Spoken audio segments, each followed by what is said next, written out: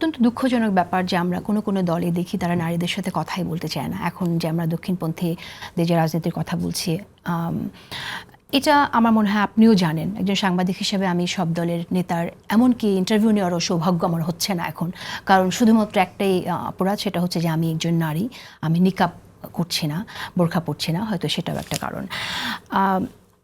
কিন্তু তাদের সাথে আপনারা জোট করলেন, এখন তারাই তো এম্পাওয়ার্ড হবে, আপনাদেরকে ব্যবহার করে তারা এম্পাওয়ার্ড হবে, এরকমটাও অনেকে বলেন। আপনার কাছে কি মনে হয় যে আপনার যে রাজনীতি করা, সেই রাজনীতির সাথে যদি আপনি আসলে এন্ডোর্স করতে হচ্ছে, সে দিনের শেষে আপনি এন্ডোর্স করছেন, এটাকে আপনি নিজেকে কীভাবে কনভিন্স করেন? আসলে আমি ব্যাপারটা যেভাবে দেখি, আমার অবস্থান আমি একদম পরিষ্কার করেছি। আমি এটা এর আগেও বলেছি যে দেখেন, আমি এনসিপি জাতীয় নাগরিক পার্টির প্রতিনিধি। এনসিপির যে রাজনীতি আমি সেটাকেই এন্ডোর্স করি। এখানে এই মুহূর্তে একটা জোট হয়েছে এবং সেই সিদ্ধান্ত আসলে সঠিক কি ভুল, আমার অবস্থান সঠিক কি ভুল, সেটা তো আসলে এই মুহূর্তেই আমি মূল্যায়নের সুযোগ একটু কম, কারণ এই সময়টা এক ধরনের খুব দ্রুত সময় চলে যাচ্ছে এবং সামনে নির্বাচন। সুতরাং এই মূল্যায়নটি আমি আসলে ভবিষ্যতের হাতেই তুলে দিতে চাই। কিন্তু এখানে আমার অবস্থানটা এই জন্যই জানিয়ে রাখা জরুরি যে এই আমার এনসিপির রাজনীতির জন্য, এনসিপি যেই ধরনের কমিটমেন্টে বিশ্বাসী, এনসিপির যে মধ্যপন্থা রাজনীতি, সেই রাজনীতি তো সাধারণ মানুষের কাছে আমি বলেছি, সেই কমিটমেন্টটা তো আমার সাধারণ মানুষের কাছে এবং জুলাই গণ অভ্যুত্থানের।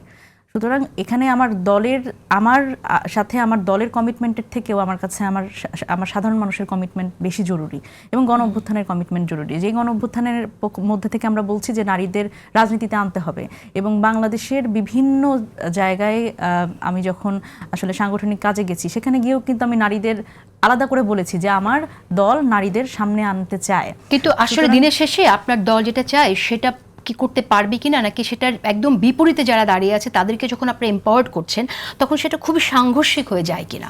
আমি এখানে যদি বলি যে এম্পাওয়ার্ড করছি কি করছি না, এটি তো আসলে এই মুহূর্তেই বলা সম্ভব না। মানে এনসিপির কোনো দলে যাওয়া কি এতই তুচ্ছ, এনসিপি দল হিসেবে এতই ছোট যে সে কোনো জোটে গেল এবং সেই জোটটা শক্তিমান হলো না, এটা কি আপনি মনে করেন? না, এটা আমি মনে করি না। এটাই মনে করি যে এই জোটের ফলে আমি জানি না যে কার কতটা লাভ হলো, বা তবে আমার মনে হয় যে এনসিপির অনেকখানি যারা তরুণ ভোটার তারা কিন্তু আশাহত হয়েছে, এটি অস্বীকার করবার জো নাই। এবং আমার যেটা বলি যে মিডল ক্লাস যে একটা টার্গেট পপুলেশন ছিল আমাদের, যারা কিন্তু এই জুলাই গণ অভ্যুত্থানে যে মায়েরা আমাদের সাপোর্ট দিয়েছে, যেই পরিবারগুলো আমাদের শহর, আমি যদি বলি সাববার্বগুলোতে আমাদের সাথে এসেছে নেমেছে, তারা কিন্তু আশাহত হয়েছে। এখন জুলাইয়ের গণ অভ্যুত্থানের একটা ক্রেডিটের একটা রাজনীতি আমরা দেখছি, সেই রাজনীতিতে অনেক সমালোচনার পরও এখন এক্সিস্ট করছে।